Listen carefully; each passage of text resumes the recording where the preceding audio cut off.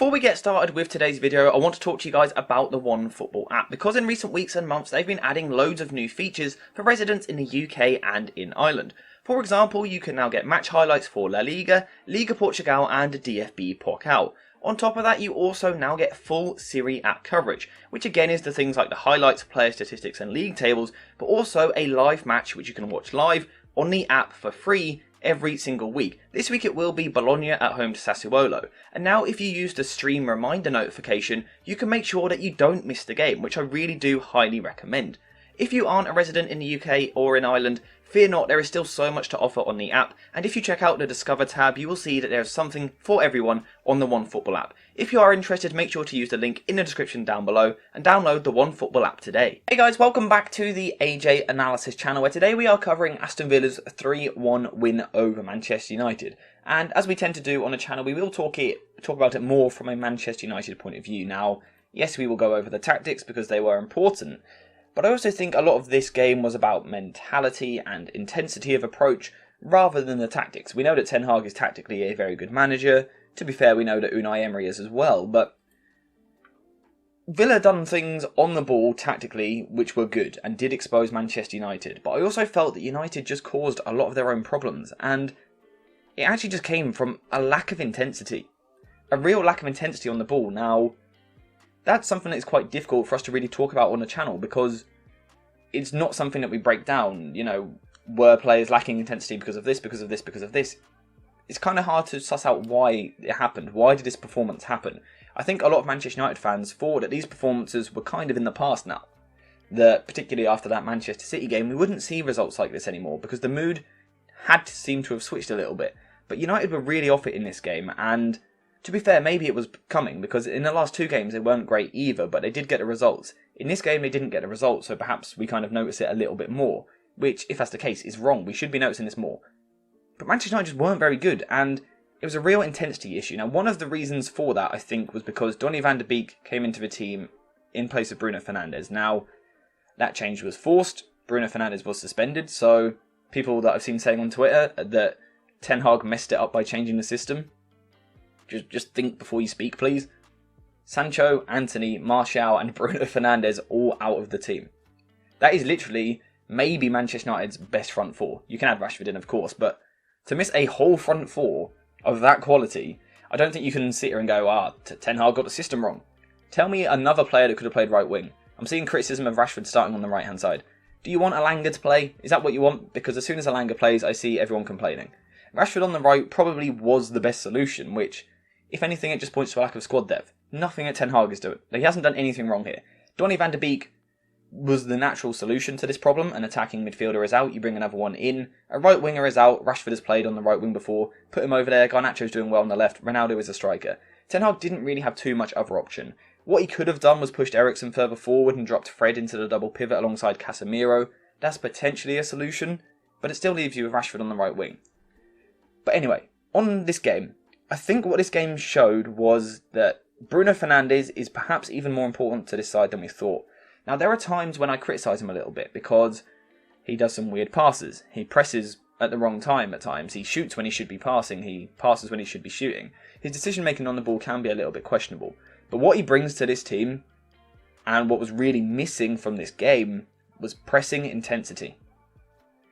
Bruno Fernandes just covers so much ground, and Donny van de Beek doesn't do it in the same way. Now, I'm not saying Van de Beek is lazy, but I just mean the pure amount of sprints that Bruno Fernandes does. He just gets on the second ball. He's desperate to be on the ball all the time. Donny van de Beek often focuses more on his off-the-ball movement, which is completely fine in a certain system. But in this game, Manchester United needed the player that was constantly trying to get the ball, and that didn't happen. And as a result, it made life really difficult for Manchester United. Of course, they went down 2 goals very early on in the game, which then meant that Villa could sit off in a really narrow shape, and that's exactly what they done. Kind of like a 4-2-2-2, a 4-4-2, at times it even represented a diamond a little bit, which we know United struggle against. But Aston Villa were now happy to get plenty of men behind the ball. Rashford on the right wing doesn't really want to hold the width, it's not his strength, so he comes inside slightly. Dalot wasn't able to push all the way forward because of the threat of the counter-attack. And without Bruno Fernandes in here really creating anything, with the pitch being made so narrow by Aston Villa, United basically resorted to, can we get the ball down the left-hand side here, get it to Luke Shaw, and then hit an early cross into Ronaldo. Now, Crossing is a very dangerous weapon in football. Absolutely, it's something that United should do at certain times, 100%. But they had to have something else. In this game, it was pretty much get it wide, get the ball into the box, let's try and attack it from there. And also, the type of cross you're putting in, where you're putting the cross in from. United were just very inefficient with what they'd done on the ball, and I think they needed a bit more patience at times. Work the Aston Villa defence about a bit more, rather than get wide, cross the ball. This game just became really repetitive. Ronaldo didn't really offer much up front. He seemed more interested in fighting the likes of Tyrone Mings, although I would say he won the fight, to be fair. But we need to talk about Ronaldo at some point. We really need to do a separate video on that, because if you look at the results and the performances for Manchester United this season, they do seem worse when Ronaldo's in the side. Now, is that just coincidence? Maybe. But United were in good form. Ronaldo's now started the last few games, and United have put in 3 bad performances in a row. So maybe we do need to talk about Ronaldo. Maybe that is something we need to talk about another day. Maybe we need to talk about Eriksen as well.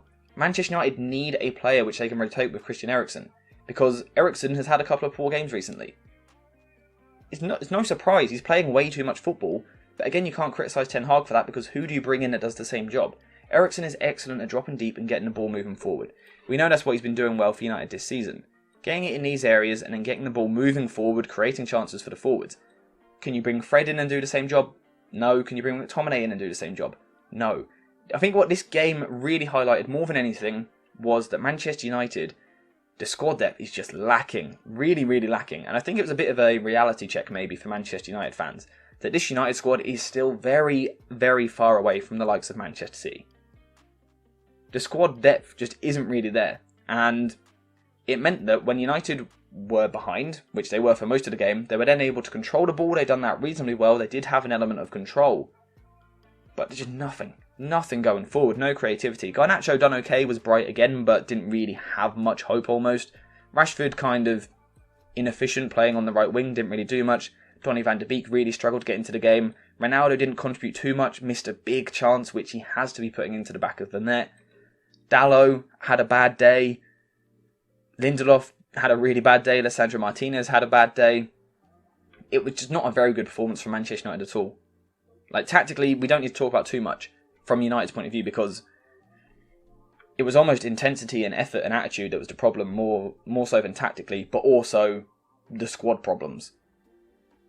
Because people were saying that Ten Hag should have changed it at half-time, but if you look at the bench, who was he actually meant to bring on? I completely get what you're saying. United didn't look great in the first half, so perhaps change it, but if you actually look at the bench, who can you bring on? Martial weren't fully fit, if not he would have started, and he hasn't been playing recently anyway, because of injury. Alanga was on the bench, but there really weren't too much to choose from. When Ten Hag is put in that situation, he's almost relying a little bit on his starting 11 to get the job done, because the depth isn't there on the bench. So then when the squad didn't get the job done, United were always going to face problems and always find it difficult. Aston Villa just came at them with a better intensity. But also, we have to give credit, a good tactical plan, because Aston Villa knew that United would look to press reasonably high up the pitch.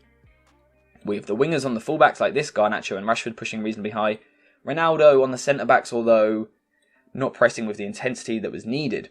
But what was really clever was the way that they used the likes of Buendia, Ollie Watkins and Leon Bailey. Because of what they essentially done was kind of baited Buendia short into this area, causing Dalot to follow, but what we can see now is it leaves this massive gap out here.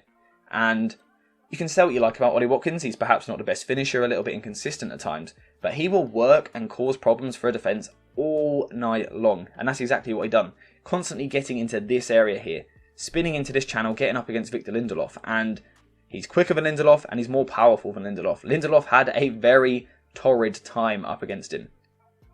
Casemiro perhaps at times could have done a bit more to kind of drop in between the centre-backs or cover the run of Watkins to help out a little bit more, so perhaps that's something he could have done better, or perhaps even Ten Hag could have adjusted the tactics for that to happen, but it didn't.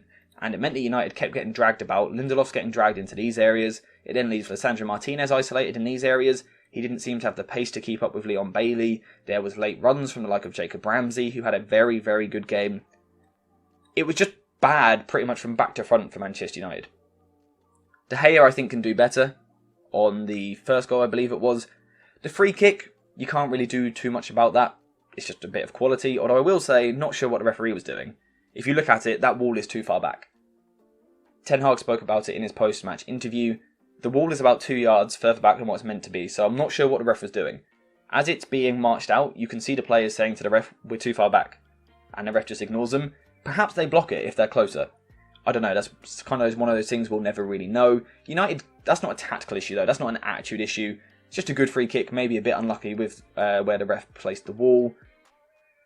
But I don't think Manchester United can complain about this result. They just weren't good enough. De Gea shot stopping, not quite good enough. Lindelof and Lisandro Martinez really struggled up against the front two of Aston Villa. Casemiro, probably United's best player, but just overwhelmed at times. Dalot not really having his greatest day. Luke Shaw not having his greatest day. Garnacho being bright, to be fair. Eriksen having a poor day. Donny van de Beek kind of elusive, didn't really do anything. Ronaldo missing his chances and not offering enough in the link play. Marcus Rashford